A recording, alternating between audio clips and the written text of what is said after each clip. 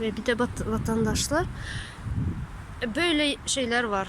Çöp kutular her yerde. Bakın.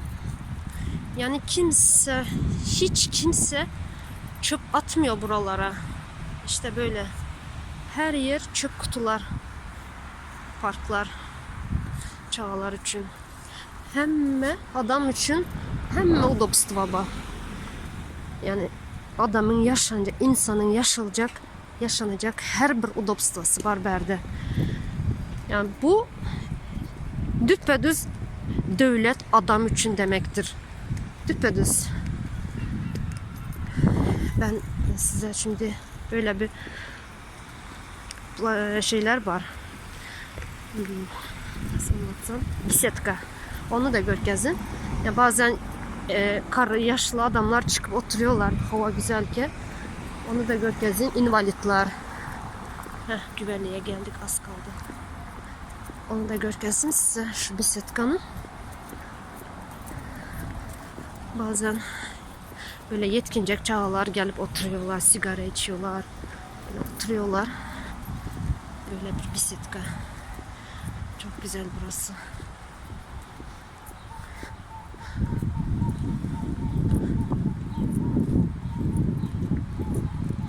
Böyle.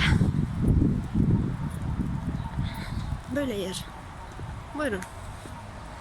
Yine. Şurada oturuyorlar adamlar.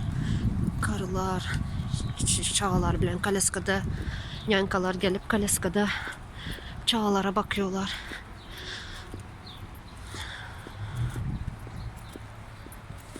İşte böyle güzellik. Şimdi bizim Türkmenistan bilen burasını deneyin. Nasıl bir yerler. Ben size şimdi güvenliği görkezim, sonra kapatırım. Az kaldı. İşte böyle vatandaşlar. Bunun için ağız bir olmamız gerek. Ağız bir olursak almayacak kalamız yok inşallah, nasip olsa. Bundan daha iyisini yaparız biz.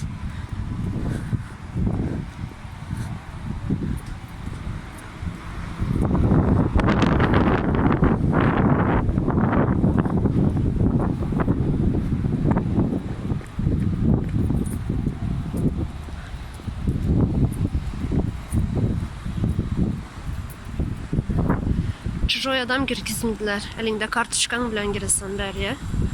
Eline kart çıkarıp verir patronların. Şu kartlar bilen giriyorsun buralara. İşte güvenlikler sitenin içi.